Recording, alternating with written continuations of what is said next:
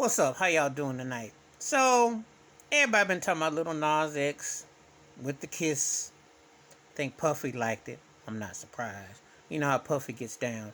How you think he got that all that money from Clive Davis and Arista Ruckus to start Bad Boy? But that's a whole nother story.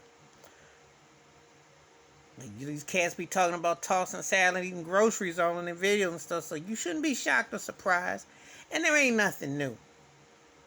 What I'm going to do in this video, Little Nas X is the poster child of the softness of rap.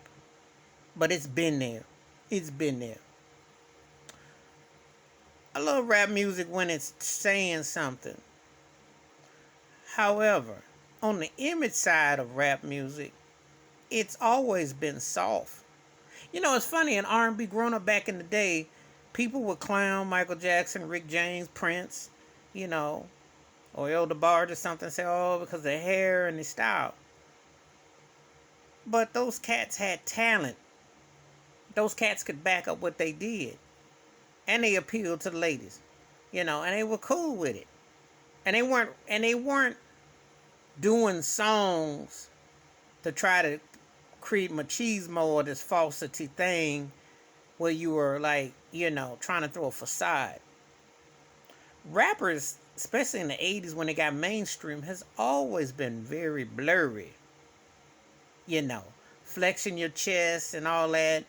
There's always been suspect behavior with the rappers. Now, I'm not going to sit here and condone Nas X. Nas X took a cue from Madonna when she kissed Britney Spears and Christina Aguilera back in 2003 on the MTV Music Awards. So I understand pop culture. And BET ain't black no more, so don't be outraged. BET just a name only. It's a black folks, but it's a plantation. But it's been that way for a while. They still have some black programs on it, but you know, it is what it is. But that's another story. But black entertainment in Hollywood, it's the plantation. They see anything they want to see. Nobody's going to come out and speak out against Nas X. You know why? Because he's got a sugar daddy or zaddy that's funding them expenses. You don't wear them clothes in that kind of video. And let's be realistic about Nas X. Is little Nas X really anything different than Soulja Boy was 12, 13 years ago? And I can name other rappers that were one-hit wonders. However, glorifying prison culture and themes and saying the misogyny, the self-deprecation of hate between black males, black females on wax, the calling the N-word, the B-word, thought word, the whole thing. You got a poster child for what's been there already. You know, when Tupac had to call out Dr. Dre, call out his sexuality on record. You know, it's one thing to diss somebody, but it's another thing when you emasculate. And it's been there. It's been there. This is nothing new. Look, I like a lot of the rappers. LL Cool J, I think, is one of the greatest rappers ever. But if he don't flex and pose, think about it. It's been there. A lot of stuff Ice Cube said, a lot of stuff Dre said, a lot of that stuff. What you're seeing has been pushed with an agenda. Black sexuality been compromised.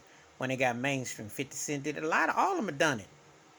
And if you don't do it, they turn your flashlight off. Think I'm lying? Ask Chameleonaire. When Chameleonaire, after Riding Dirty, tried to come with a clean record, this was late 2007, 2008. You know, Nelly with the swipe the card through the cheeks. You think he got a budget? Luke Campbell. Think about it. And it is debasing. See, when you debase sexuality, you become a prey to anything. If you treating women like sex objects and slaves, and you're debasing it, then you'll say anything. So, Lil Nas X is the poster child for a lot of the imagery that hip-hop has been. I'm very fortunate that I do love the rappers that were saying something, doing something, Not to quote, not to put it with Public Enemy, no. Not to put it with Rakim, no.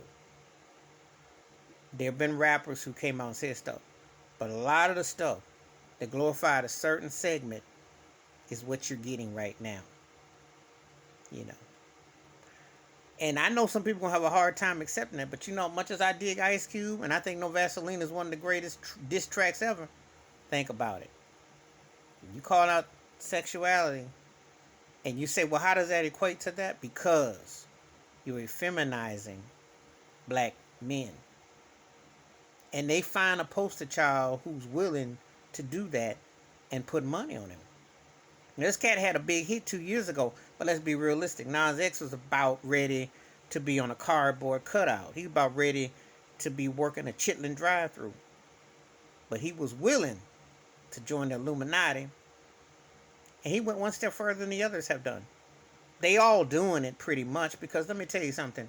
The industry owns the black rappers like a plantation. Trap music is drug music. It's done on purpose. The selling of the strippers, the Cardi B, the whole thing, Meg Thee Stallion, all that is done to put you to sleep. To tell you that a tinny beat makes you a genius. Sampling makes you a genius. Hustling and prison culture and glorifying all these things makes you black, gives you street cred. That's why Joe Biden had Cardi B, and she was calling him Joey B. Think about it. And none of them gonna go call Sister Soldier up. You see, it's the game has been there all along. They just needed somebody that was willing to really come all out and do it. None of these rappers are gonna come out and say nothing about Lil Nas X's performances because a lot of them gotta do what they gotta do on them couches.